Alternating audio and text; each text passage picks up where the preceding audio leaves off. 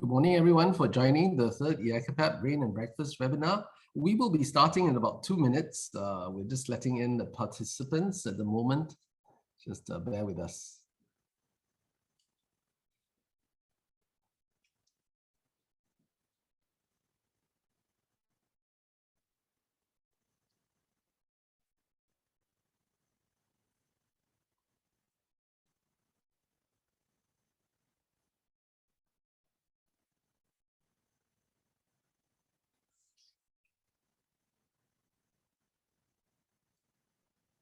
Maybe, Sue, you can indicate to us when everyone is let in already.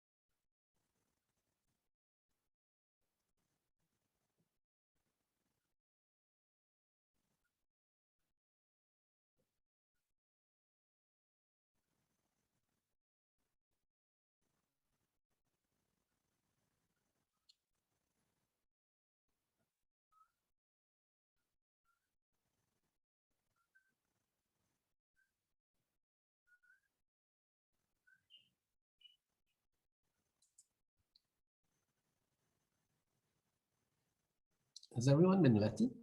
Sue, 60 means okay, is it? Or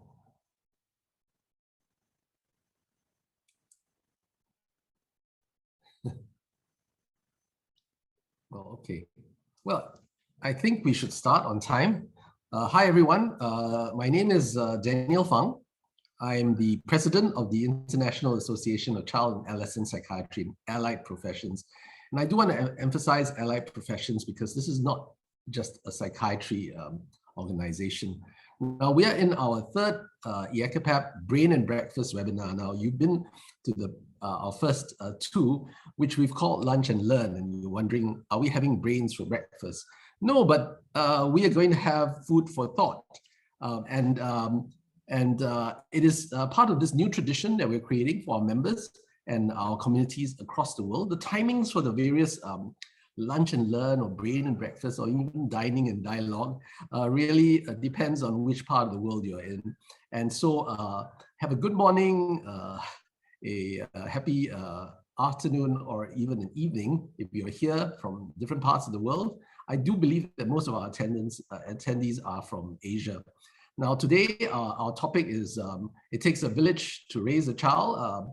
And really, our team comes from sunny Singapore, not quite a village, but a small enough island that only holds about just slightly less than 6 million people. And we'll be sharing a little bit about our community approach to helping children and adolescents. To take us, I'm your host for today, but to take us through this session is our chairman, and that is none other than Dr. Ong Se Hao. Se Hao is an art collector and lover of fine foods, but apart from his hobbies, he's also the chief of the Department of Developmental Psychiatry at the Institute of Mental Health and the chairman of the section of Child and Adolescent Psychiatry, the College of Psychiatrists, the Academy of Medicine, Singapore. So without further ado, please, Se Hao, take your take us through. Well, thank you, Daniel. Oh, I'm supposed to. No, actually, I should share the screen, right? Right. Thank you, Daniel, for the kind introduction. Right. Okay. Yes, I think that's me. Many years back when I'm slimmer, of course. And I'm also at teaching faculty of the Lee Kung Chin School of Medicine, Nanyang Technological University, as well as the Yong Lu Lin School of Medicine, National University of Singapore, and Duke NUS Graduate Medical School. So it's my pleasure to be here this morning to chair this webinar. This is a very interesting topic. It's close to our heart of all mental professionals that work with children and families. All right. So without further ado, it gives me great pleasure to introduce our two speakers. I'll introduce the first speaker first, and she's Miss Geraldine Wong. Geraldine obtained a bachelor's in psychology and subsequently a master's in family therapy in early 2000, and she has a master of social work and diploma in clinical supervision as well. She has a great passion for working with families, children, and adolescents, especially in the area of mental health. Now, she has over 23 years of experience as a counselor and a medical social worker. Geraldine is also the team leader of Reach North. Reach stands for Response, Early Intervention, and Assessment in Community Mental Health, a community-based mental health program which is part of the National Mental Health Blueprint that was first set up in 2009. She provides leadership to a team of multidisciplinary professionals that offers consultations and interventions to children and youth in the community in partnership with general practitioners, schools, and voluntary welfare organizations.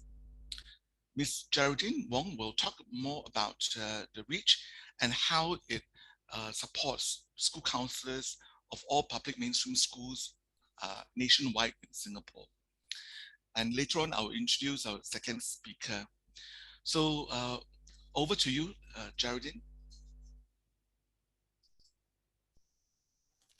Thanks, Dr. Wong. In fact, I'd like to thank the IACAPAP and of course, Dr. Fang and Dr. Wong for inviting us here. I think it's a great privilege, to be here to share our model. And I think you heard Dr. Wong emphasizing all the numbers. As I recount, we've been doing REACH for what, 15 years now.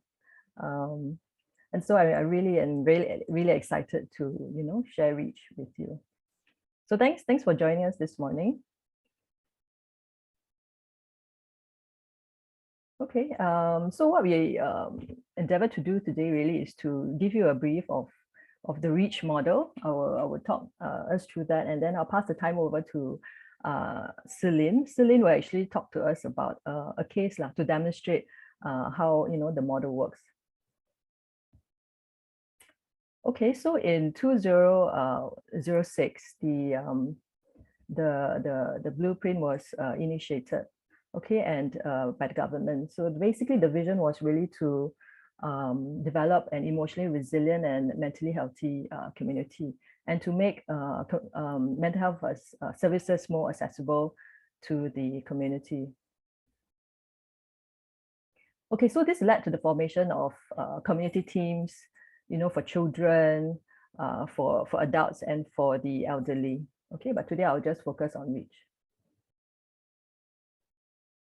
I'll take you through the model, and I must say I'm really thankful as I was looking through my slides. I was really thankful to the team, because this really is the first time 15 years ago is the first time that anyone has actually developed such a model, and really we didn't quite know what to do. All we knew was we were going to the community to bring the services there and to really help the kids, and we didn't really have the step-by-step guide on how to do this. And I really must say I'm very, very thankful to the REACH teams for really working this through. Okay, so in 2007 the first team, North, was set up. Okay, so basically we have 4 teams: North, South, East, and West, to cover the whole of Singapore. So South team was set up in 2009, and in 2010, we actually partnered with another hospital, KKH. It's a Children and Women's Hospital, to help us cover the East Zone. And in 2011, we actually approached NUH to the National University Hospital to cover the South schools, the West schools. Okay, and the schools that we cover would be the primary school, the secondary school, the junior college, the special schools, the madrasa schools. These are for children who, they're Muslims, and and then we also support the schools the youth who are not in schools. And we do this in partnership with general practitioners as well as our social service agencies. Okay. So these are, like I said to you, this is the first time we've done this in Singapore, and we only had 3 objectives in mind, one of which is to improve the mental health of the kids. So our job was to help the kids. The next thing we wanted to do was to help the people who were helping the kids. So we provided training to the counselors, the GPs, and our social service agencies. And the last objective was to develop a mental health network for the children. Okay. So what do we do? Basically, we provide clinical services, training, and networking.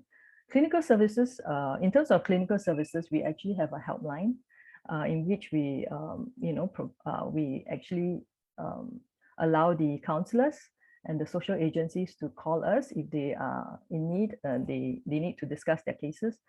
They can actually call us. And in the midst of discussing, if we think that the kid does have a mental health condition, what we'll do is we'll actually go down to the schools or the agency, or even depending on the kid's condition, we even go down to the homes to do the mental health assessment. After which we will provide our diagnosis, our recommendation, and we will then provide the intervention as well. Okay. And what we do is we actually partner with the social agencies, the schools, and all that to provide the intervention. Okay, the other component of our service is training. So as you can see, we provide hands-on training, and that's via the helpline. We also do it when we actually go down to the schools to see the kids. We actually have the counselor or the social agency worker sit with us, so they can actually hear the way we ask questions, the way we assess, we talk. So that's, we're in a way providing hands-on training. The other types of training is, of course, the didactic kind of training. We actually provide a mental health series where they can just come and attend like workshops. Yeah. And of course, lastly, we do a lot of networking and to help integrate the care. Okay, so these are the types of interventions that we provide at Reach, which you can read.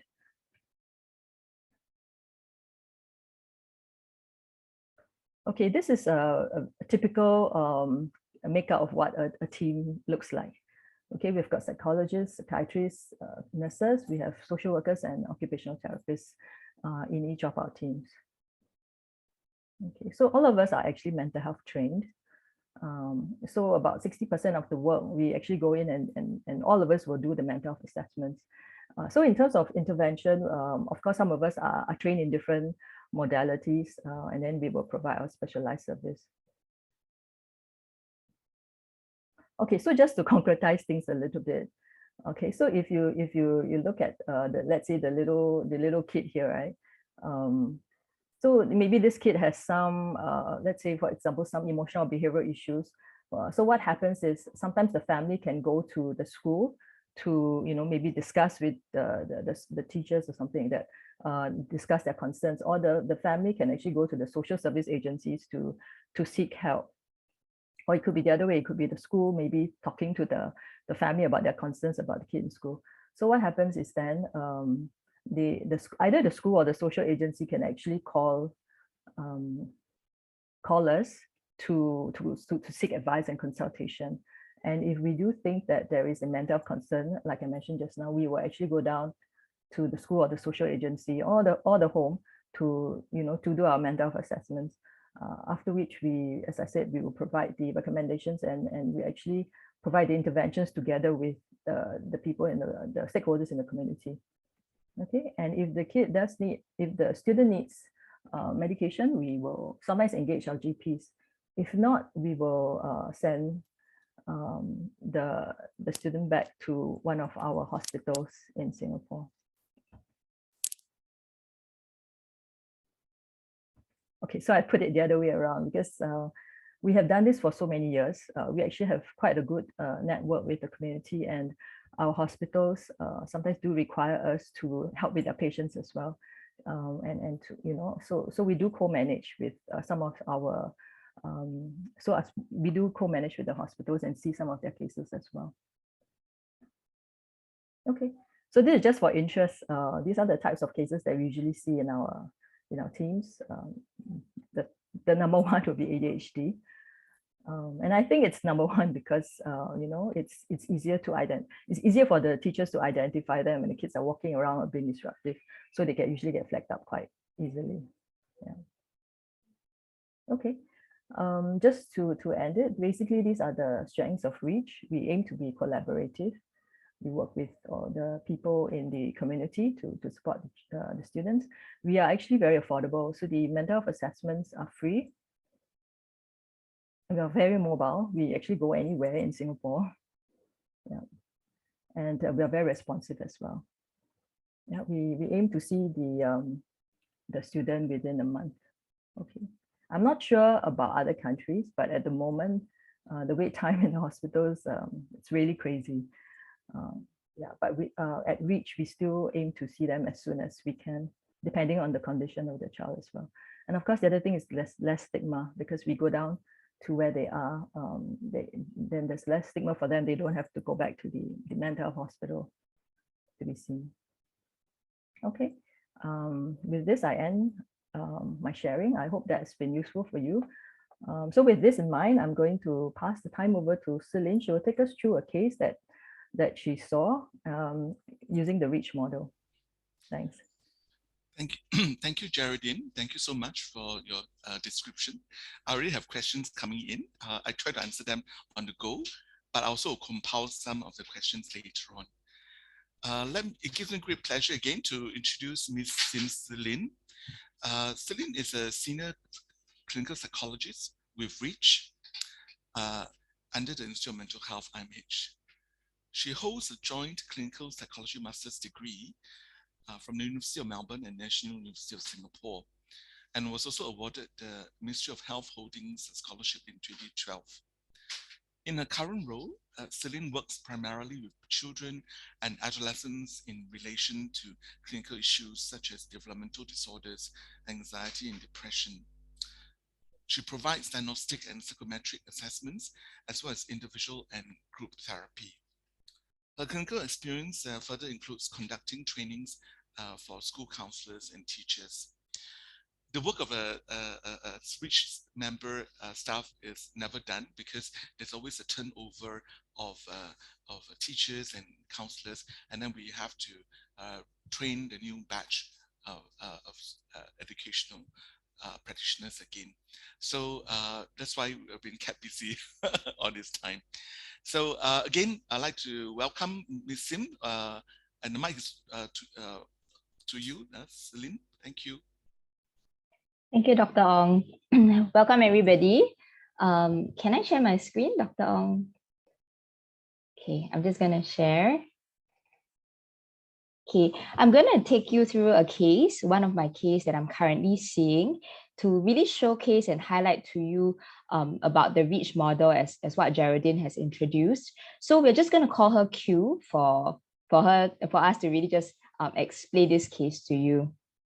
Of course, as we go along, if any of you have some inputs about the case, feel free to share as well, because like what I mentioned, this case is still someone, or this student is still someone I'm seeing currently. So this girl actually came to us in 2018. She's a Malay female, 13-year-old at that point in time, and she was actually referred from her school for a couple of different difficulties. She described herself as someone who was very sociable, somebody who was really quite a happy-go-lucky kind of girl. And there were already some history noted in her primary school years that there were some school refusal difficulties, okay? So when she came to us, there were three main concerns. At that point in time, the school had presented or even referred her to us because she was already absent from school for about 2 months at that point in time.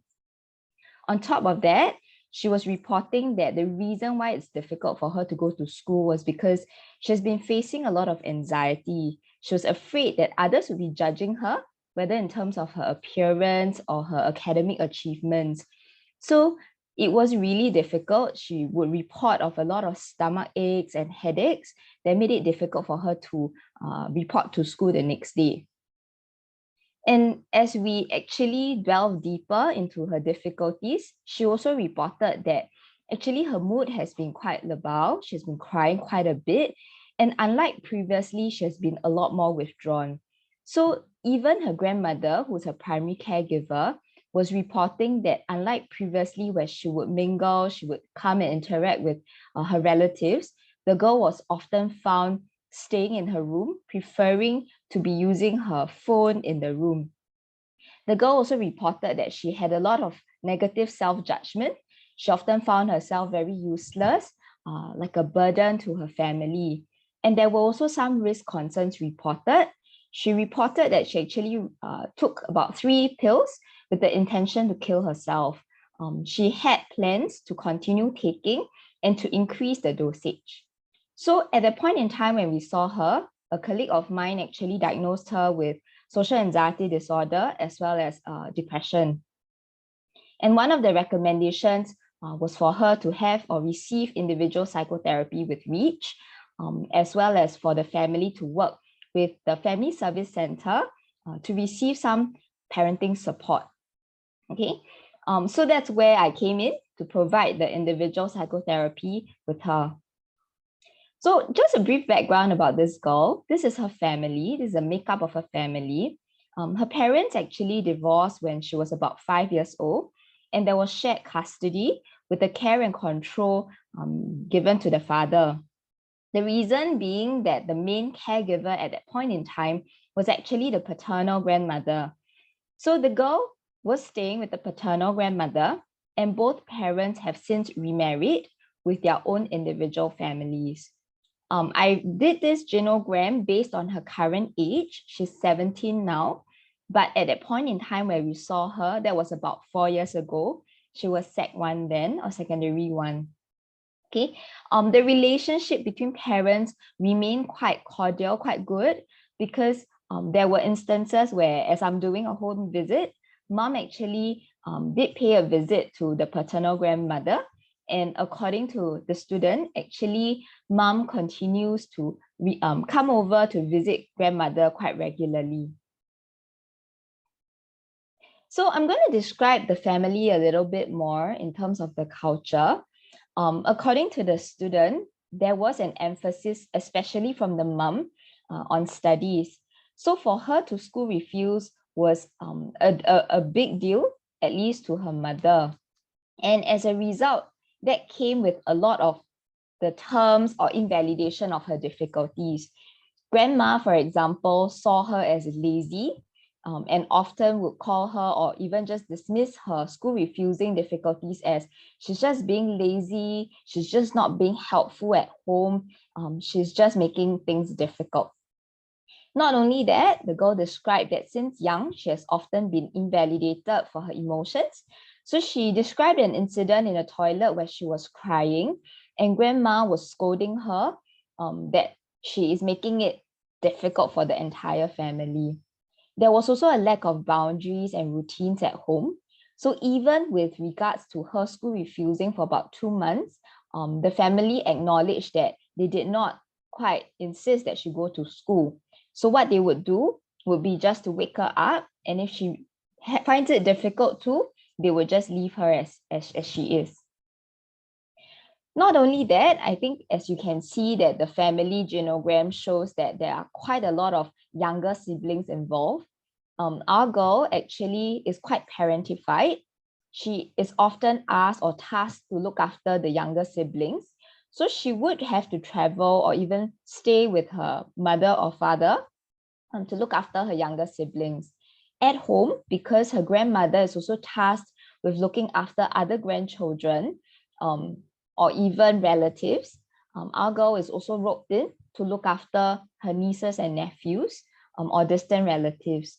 She would also be expected to be helping grandmother with the housework at home. So a little bit about the timeline of her difficulties, just a brief snapshot of what has happened. So at 2018, when she was in secondary 1, there was the school refusal, anxiety and depression difficulties. And that was when Rich came in. In the end, the school decided by the end of the year that she would have to repeat the year in secondary 1 for 2019. She continued to school refuse. And at that point in time, Rich assessed, I did feel that she did need closer support in terms of her return to school. So we involved another agency in Singapore, in the community, for a particular service known as the Enhanced Step Up. What they do is they work closely with the school as well as the child and family to consider either reintegration back to the school, or if mainstream education is not suitable, they would explore alternatives, including vocational studies or private education, or even going out to consider finding a job depending on their age. The school at the end of the year again decided that she shall be promoted this time round, but unlike previously where she was in a stream in which the education of the secondary education could be completed in 4 years, she was laterally promoted to a stream where it required her to complete her education in 5 years instead. But clinically speaking, there were some improvements noted in her mood and anxiety, and the girl did report that she was more ready to return back to school. So something great happened in 2020. She did return to school for close to a term. But the unfortunate thing happened, which is COVID happened, and Singapore for a period of time of about a month, school mainstream education went to home-based learning. So the child was left at home, expected to actually be assessing some of all these lessons online instead. She started a report that it was very difficult for her to maintain her disciplines. So her attendance started to be erratic. And when she had to return back to school, it was very difficult. She felt lousy about herself. And that was where her depression relapsed. At that point in time, because things looked well, actually, ESU terminated their service. But that was kind of unfortunate given how things progressed. The school at the end of the year decided to promote her to secondary 3. And in secondary 3, at the start of the year, her attendance again remained quite erratic. By term 2, she was school refusing completely, and she didn't return to school anymore last year. It was also explored that medication might be necessary now, given that there was a relapse and how long drawn her difficulties were. She didn't take any examination again, and this time round, she was again laterally promoted to secondary 4, but again to a different stream. This time round, this stream focused a lot more on more technical skills. So this is where we are right now. She hasn't yet to return back to school, and we actually got ESU back involved again. And actually now they are in the process of exploring alternative education routes. So just a brief summary of what we have done. These are the main 3 stakeholders. Reach, I mentioned quite a bit about ESU as well as school. So what we have provided, I think it would overlap with what Geraldine had shared about the role of Reach, has been that on one hand, I've been trying to synchronize or sync up intervention across all different stakeholders. So we have been having multiple case conferences in which we would align where we are headed for and also see how our roles complement each other.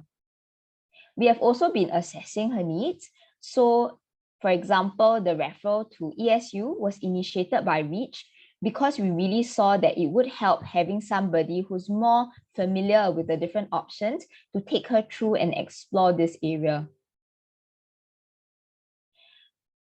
Clinically, I've also done a couple of things with her. I've done a little bit of CBT. I've done relaxation strategies, management of her anxiety, and we have also done quite a bit of gradual exposure, taking her back to school a step at a time, starting from really just going downstairs, slowly to the bus stop, and then eventually to the school gate. And on one occasion last year, she did manage to attend about 2 hours of school after a long period of about 6 months having been absent from school. So the good thing was that she did report it was helpful for her in managing some of her initial anxiety. But what we saw was that it soon hit a block in which the inner critic in her was really, really not letting go, and she found it very overwhelming to actually consider going back to school or even to do any other activities. So then, given the complexity of her family, we did also did some chair work, specifically from emotion-focused therapy. We did a little bit of processing some of these unprocessed emotions or even critical thoughts about herself, whether it is coming from her family or some of these internalized thoughts. Currently, given that CBT has been quite difficult for her to continue engaging, we have adopted a slightly different approach from acceptance and commitment therapy for her to create space and to identify some of her primary emotions and needs and taking active steps to meet them. I just met her last week and she mentioned that she found this really helpful at this point in time. She found it even more helpful than what has been taught so far to help her in overcoming her anxiety. So we'll cover roughly what the school has been doing. So in times where she actually does return to school, the school counselor would provide a lot of check-ins to make sure that she's doing all right. Whenever I have to take her to school or even create certain exposure tasks for her to return, the school counselor would be really there to support. I'm going to give you an example. So sometime last year, the girl found it really difficult for her to go and step into school. So the girl found herself actually nearby, opposite the school. And what I had to do was to ring the school counselor up to request for her to meet the girl across the school. And actually, that's what the school counselor did. The school counselor went to the girl, encouraged the girl, affirmed her for even her efforts. And that was what the exposure task looked like for that day. And when she does return, the teachers were always informed. They would assign buddies for her, classmates who will watch out for her and even reach out to her. So I have met the teachers as well, who would actually take her to class, so on and so forth, depending on what the task is required for that day. The ESU, on the other hand, have been, like what I mentioned, exploring different options of where she can go or what she can pursue as a next step. But on top of that, they've also been exploring family work, although I must say that the family is not exactly very open to the idea of intervention for the family. So they have been a little bit limited in how much they can actually coach parents or even grandmother in helping the girl with her difficulties. So in a nutshell, these are the different stakeholders involved in Q's life. And everyone is actually collaborating with everyone else.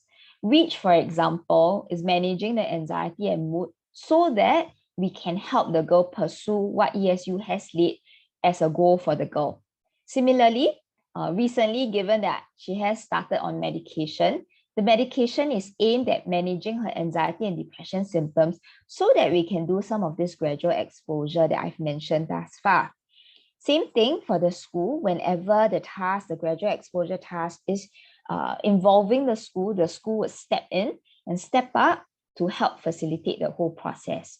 So all in all, we are really working very closely as a team, all hands on deck to help her even consider her next steps. So currently, the good news is that while she is not ready to go back to school, she is ready to explore alternative options to complete her national education through what they call Project Starfish, in which they would be provided with private tuition in order to accomplish their national exam as a private candidate. Her depression has improved. There has been increased motivation and energy. She has been involved in a lot more activities right now. So for one, she has been in contact with her friends again, something that previously she had found it being very difficult to do. She has a little bit better beliefs about herself, and her suicide risk has reduced a lot. Her social anxiety has also been in remission, so she has no difficulty stepping out of the house in terms of her fear of judgment from others. So she has been going on her own little trips around Singapore at least last year. And even now, when I did mention to her, even her herself actually considered going to meet her friends, she's a lot open to the idea of that. So our role right now, everybody's role right now, is really for her to increase functionality. Unlike previously, like what I mentioned, her being more withdrawn and staying at home a lot, our plans is that we can engage her in more meaningful activities, and through that process to reinforce some of her beliefs of herself. Now, I've come to the end of what this case is about, but I just wanted to summarize some of the strength of Reach, especially in Q's case. Definitely, Reach has provided a continuity of engagement. In the initial years, even last year, actually the girl found it very difficult to go or leave the house because of all her symptoms faced. Just case in point, when she had to attend her first meeting or first appointment at the clinic, actually I had to speak to her over the phone to convince her that it was essential that she take medication and she be prescribed for the medication. She finds it very difficult, and even at the initial stages of intervention, she will often cancel at the last minute. So we will imagine that if Reach wasn't a mobile team, she might potentially fall through the gaps because she might not turn up for any of the clinic appointments. Not only that, as what I mentioned, that this girl is quite parentified, there were instances in which she was tasked with the responsibility of looking after her younger siblings. We had to change the location of our session from her grandmother's house to her father's house so that she can continue looking after her younger siblings while having our sessions. At the same time, even in engaging the family, it allowed us to meet father's needs in the sense that father, being a delivery man, had very little time to meet with us elsewhere. So we had to arrange with him on a day that he was going to visit his mother in order to meet with him to not only introduce ourselves, but also to sign some financial application. There is also that constant liaison with the school as well as the different stakeholders. Like what I mentioned, it requires a lot of close contact with different people to ensure that our services are in sync. And through the home visits, it also allowed us to do a lot of all the assessment of the needs and the situation, both at home as well as all the other family members involved. So I've come to the end of my case presentation. Thank you for your time. I'm going to hand the mic over to Dr. Ong. Thank you, Celine, for the wonderful presentation. This is indeed a successful case, right? But not all cases turn out well. I've received quite a lot of comments and questions. I'd like to compile them together and maybe invite my panelists to to address some of the more specific questions. Well, thank you for attending this webinar, and thank you for the accolades regarding this program, community program. And I think that's why we ourselves felt that this is a good opportunity to share good practice as well with all our colleagues overseas.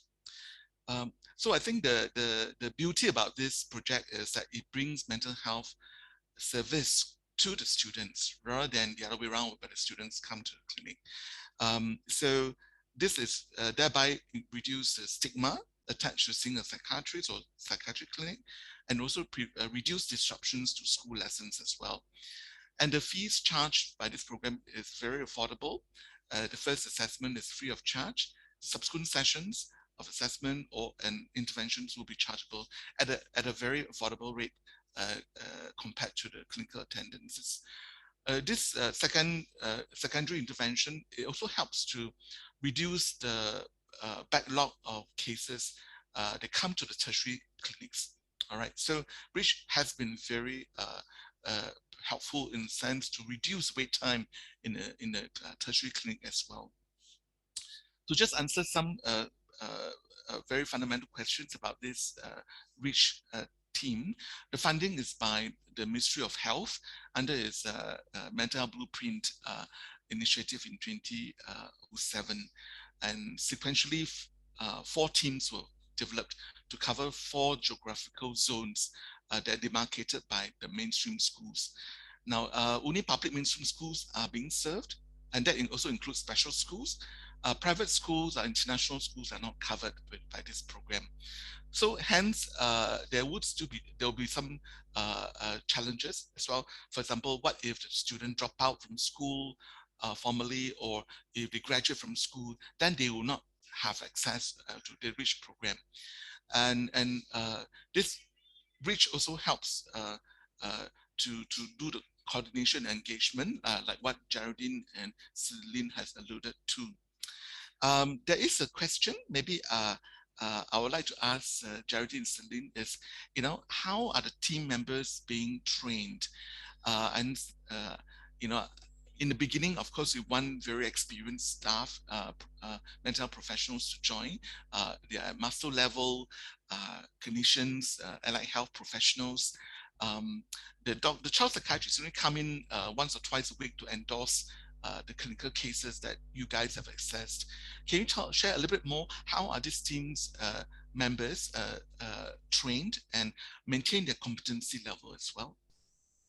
Thanks, Dr. Wong. Sorry, just to clarify a little bit, you talked about the out-of-school youth. Usually what we do is we get those youths, they are actually being referred by the social service agencies. So we actually do see those youths via the social service agencies. Okay, so in terms of our training, I think Dr. Ong, you're right to say, I must really thank you, Dr. Ong, for being so supportive. When we first started REACH, we took all the senior staff from the clinic, right? You suddenly have a void in your manpower. We took all the senior staff to start the North team first. Then subsequently, what we did was when we recruited the South team, we took some of the senior staff from the clinic as well, but we did recruit from outside. Of course, for us, we wanted allied health with at least some minimum criteria. For the psychologists, it would be at least a master's in clinical psychology. Yeah. So what we did was when we recruited them, so with the North team actually, what we did was we actually adopted the South team, meaning the South team would follow us everywhere. They would go, it's really hands-on. They go to school with us. We did a lot of role plays with them, and then they saw how we did it and things like that. Then there's a lot, like I said, training, role play and things like that. Of course, there was the usual didactic training, but didactic training, right? You just listen and talk. Sometimes, you don't really benefit much, but there was a lot of hands-on kind of training to the observing as well as the doing. So we kind of adopted the team, and then after that, of course, the South team then split in that sense. I went to then cover the schools, and we did the same for the East and the West. So we the whole team basically they joined us in that. So we did the same kind of format in that sense for all the teams. Yeah. I don't know, Celine, whether you want to add on anything. I think on top of whatever we have received in terms of training, even on the job through the discussion of cases, and even in the lull periods, we do continue to exchange and even equip each other. I think that's the beauty of the multidisciplinary team. So I would often joke that while I'm a psychologist, having listened so much to all my occupational therapist colleagues talking about all the different sensory systems and whatnot, there was even an instance where I was just dreaming about the names of all the sensory systems. So I think that's the beauty of this continued kind of training, although informal sometimes. But I think that is really how Reach somewhat excels in that. Yeah. Yeah. Thanks for saying that. Yeah. Yes, Daniel, go ahead. No, I was just okay. Just to remind the history.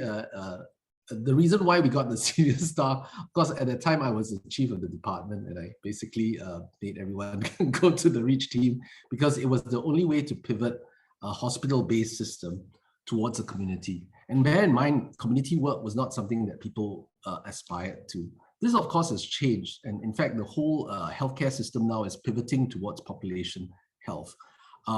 The training bits, I think, besides what Geraldine has said, is that so we start off with good workers who have been trained professionally. Then we do the transdisciplinary training, which is what is being described, very on the job. There is also a set amount of funding that's set aside for training, about 4% of the budget annually. So everyone has a certain sort of a pot of money to draw from. And then that's determined by the team leaders and the psychiatrist on what is necessary training that the teams need to pivot towards. And so initially, maybe the basic therapeutic skills, and then now more sophisticated, the third wave therapies have become a lot more prominent in the training. Apart from that, there's also supervision, right? Not just peer supervision in the case conferencing that they do. I believe, Geraldine, that the therapists also receive paid supervision from very often, I think they have one person who comes in and does does supervision with the team. So it's an ongoing piece. I don't know whether 4% of the budget is sufficient, but that's our starting point. I thought that it is important to be able to talk to some of the questions that were being mentioned about how these teams were set up. The key initiative really is around transdisciplinary. So the teams that have been formed, even though they made up of clinical psychologists, medical social workers, psychiatric nurses, and occupational therapists, these are the mainstay. We also have educational psychologists or other counselors that have joined the teams, but essentially, they are taught to work as one with all the competencies of a mental health professional. So the key is not about the professional family group, which they originated from, but the competencies on an annual basis. We do try to make sure that they achieve certain competencies. And we've translated that also to the counselors that we work with, right? So we have 3 tiers of training. I don't know whether Geraldine, you want to talk more about the counselors training, which is our partners. I think, as I mentioned just now, a lot of it is also hands-on. We have a helpline. That's how we provide our training to our counselors as well. They advise the consultation. Of course, we do, like I said, we actually see the cases together. So that's how we train them as well. And of course, what about the 3 tiers of training that they have? Is it 3 tiers or 2? Where they have they can attend the training session. Oh, I see the mental. You're talking about the mental series. Yeah. Okay, so that's the didactic training that we have. We have the level 1 and the level 2. The level 1s, all the what is depression? Very basic stuff. The level 2s are more hands-on skills, like management of the diagnosis and things like that. Yeah, so that's the different levels. Yeah. Thank you very much. We do have some other questions coming in. We have a question from Dr. Andres from Colombia, South America. Welcome to the webinar. I think you're very interested in how this model came about, how implemented. And I would say from my point of view, it takes quite a little bit of a political will as well to make it happen. And we certainly can't do it alone because we're working with school counselors and students.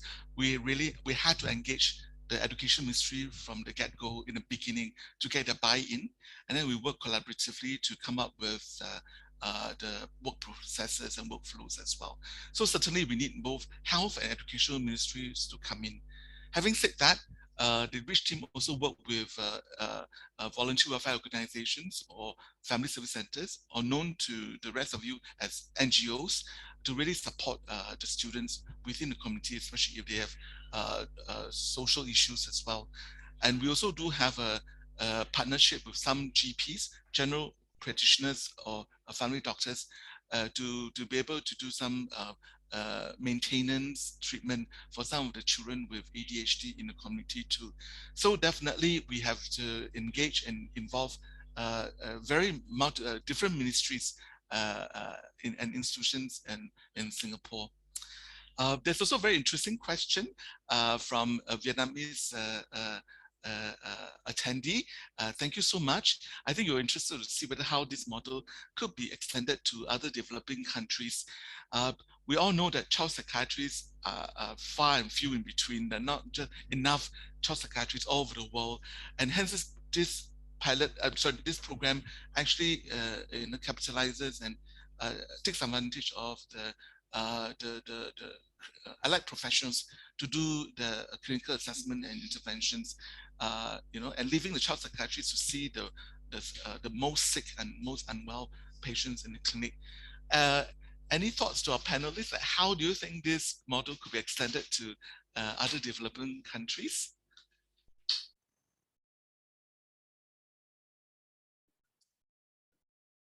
Maybe I invite Daniel to comment on that since you're the program director. Yeah, well, I was going to, okay, there are a couple of questions. I think Siling has one question you probably want to get her to answer, or Siling can have a look at it while I answer this question. I think there are two questions. In fact, there's another anonymous attendee that asked for extending training workshops.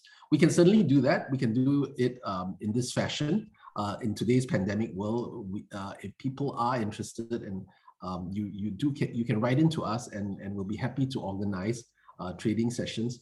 Within IACAPAP, there is an option for developing training with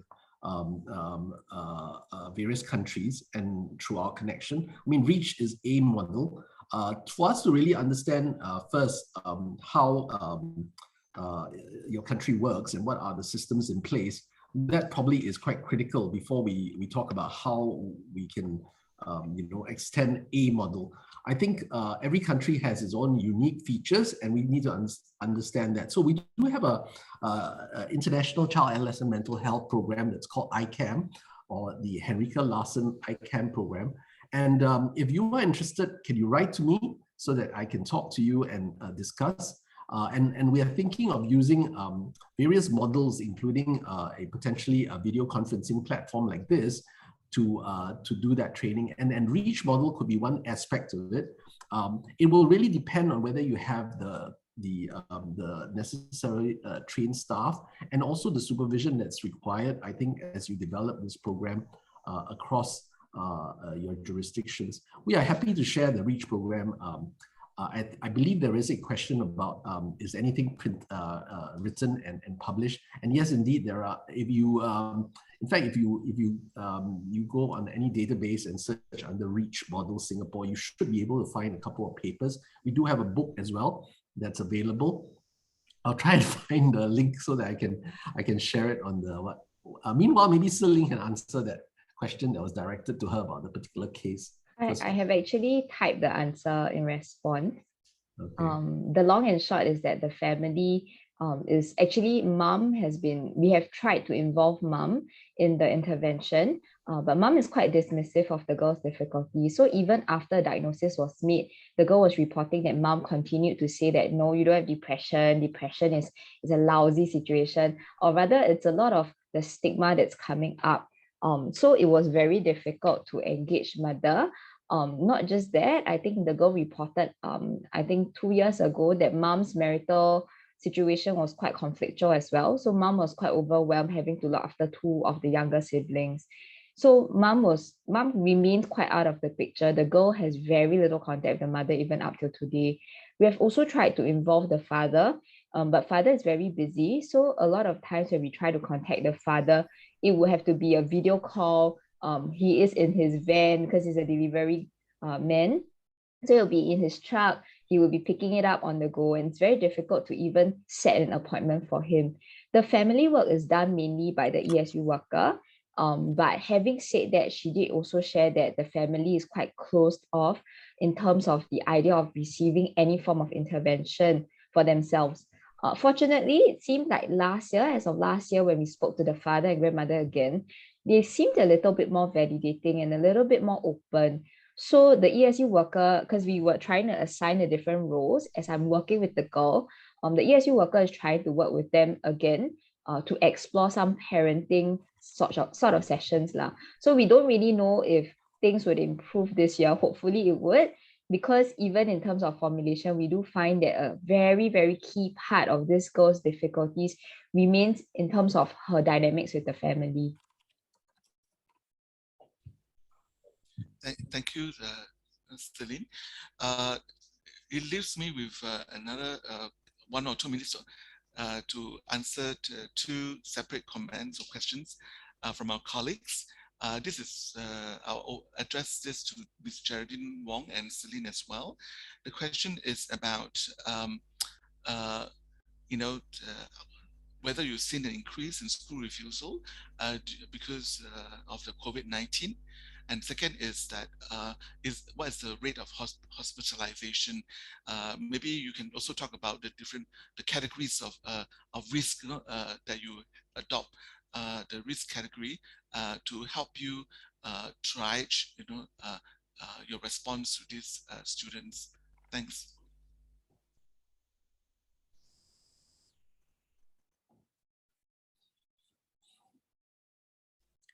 I put in a reference to the REACH model that probably is a good starting point for reading.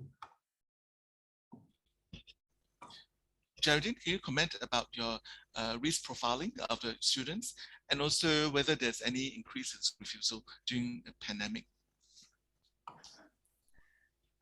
I don't really have the stats at the top of my head, but yes, we did have quite a few students who actually refused to go to school because during the pandemic, school actually was brought home, right? We call that the home-based learning. And we did receive some stress calls from the counselors saying that, kids didn't want to go back to school after that. But in terms of the increase, I'm honestly sorry, can't remember the stats at the top of my head, but yes, we did receive referrals for such cases. Yeah, I'm not sure whether South Team you have the experience as well. Similarly, I don't have the stats, but it did feel that there were a lot more consultations from the school counselors in terms of referrals for whether school refusal or some of like what the question was asked, basically the risk concerns. So like what Geraldine mentioned, I think having stayed at home, it had a lot of the students that we have seen found a lot of inertia to return back to school. So even if, let's say, there wasn't an increase, we did find that this seemed to be a little bit more common in terms of the inertia, and then after that feeling lousy about themselves and even spiraling downward in terms of anxiety and mood, simply because they found it difficult to return, or the anxiety or fear of being evaluated as well. With regards to risk, I'm not too sure in terms of stats as well. But how do we manage it is that maybe like what Dr. Ong said, if we can explain a little bit about the way we categorize the risk level. But apart from that, actually a lot of the phone consults that we are doing, so when school counselors actually meet with us, we might have assessed the case, but we may not be able to meet the needs of every single case.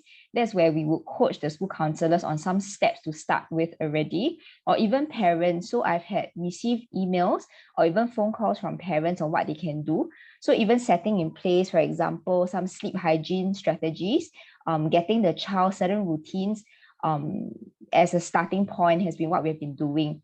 Apart from that, we have also been trying to link them up with other alternative agencies for counseling to meet some of these needs. So for example, I had a student who had a lot of grief issues. One of the options that we had presented to the family was to consider some grief counseling while also waiting for us to reach out to them for active psychotherapy intervention.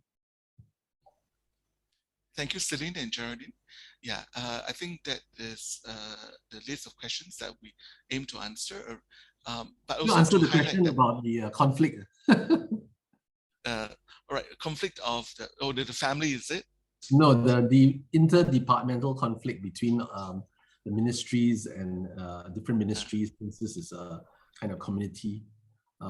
I think the short answer to that is Dr. Bang's question. The short answer is yes, there are conflicts. You need to be able to have open dialogue to discuss it between the different agencies. Sometimes, for example, education will say, is this really our business? There was a question about autism. Why is autism not in your top 5 conditions? Well, we have a different sort of way of dealing with autism that is more education-based. But at some point, there's some overlap. So when there are overlaps, there might be potential areas of conflict, and conflicts need to be resolved by dialogue. So you need to talk and get everyone on board. The good thing about us is that we have that, we're a small country, we can bring people together, it's basically knocking on a lot of doors. To start REACH, we also had to do that. Yes, indeed, Daniel. Thanks for that comment. Sorry, if I just add on, I mean, thanks for the question. Indeed, it was quite challenging initially to bring REACH to the schools, because traditionally our model has been, like what Dr. Wong said, the kids would come to the clinic. So what happens is that the school will then refer, and then they just refer, right? They just send the referral to the clinic, and then, they are sort of, they pass the student for us to manage, and they obviously have a lot of faith in us that we are managing very well. So now it's a bit different. We are actually now working collaboratively with them. So that in a way is a challenge, because they kind of didn't quite understand that model. So that we had to have a lot of discussions about that. And because we were on the school's turf, we didn't understand a lot of the educational terms as well. So we had to be educated. So like what Dr. Pang said, we really had to have a lot of open discussions and to really understand each other in terms of languaging and models of working things. Exactly. As much as there could be conflicts within the program and the other stakeholders, but there also will be challenges as well and roadblocks. For example, parent consent had to be obtained before REACH comes in to work with the child and family. So if the parents do not consent, we can't come in, and the referral has to take place and referred by the school counselor. So the principal can't do it, the teachers can't do it, but it's only through the school counselor as well. So there's still some limitations with this program, but it's also meant to help us gatekeep well, and only have appropriate cases referred to us, and not have other inappropriate referrals from elsewhere. So there would be some constraints and limitations, and I think I remember that we are always constantly fine-tuning the program as well to make sense for and also to be more practical on the ground. So I think that's the end of the Q&A. I hand over the mic to Daniel, but before that, I'd like to again thank you, Geraldine and Celine, for the sharing. Thank you. Yeah, thank you, everyone. And I'm sorry that we took a little bit more time than, it's 10:01.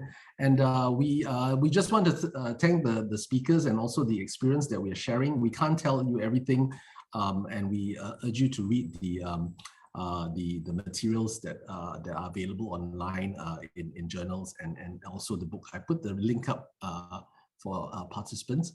It remains for me to encourage you to come and attend our next meeting. It's going to be back at lunchtime. It's called the 4th IACAPAP Lunch and Learn webinar, which will be held physically in Sri Lanka, but virtually all over the world. You're welcome to join the team, and I believe Miyuru, you're here, so he will be leading us and to understand a little bit about child mental health in conflict zones. Be there, don't be square, and it's important for me to tell you a little bit about how you can be an IACAPAP member. For those of you who you can share this information with people who are interested. I presume that most of you are already members who are here, but if you are attending on or you know of colleagues who may be interested in these lunch and learn webinars or these different times of the day webinars, please let them know. You have to be a member in order to get into this meeting. And also, to remind us, we believe that, we like to think that the pandemic is going to be behind us by the time we reach December, because that would be our next IACAPAP World Congress in Dubai. So please go to our website, get the latest information. I believe registrations will be starting soon. And we hope that we can meet you physically as much as we enjoy these virtual conversations. So with this, thank you very much for joining us today, and keep safe, and we'll see you again very soon. Thank you. Bye-bye.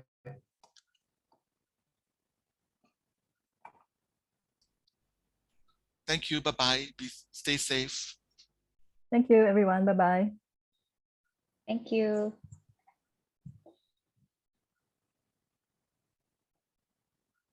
I presume Sue will cue us as to when this is closed.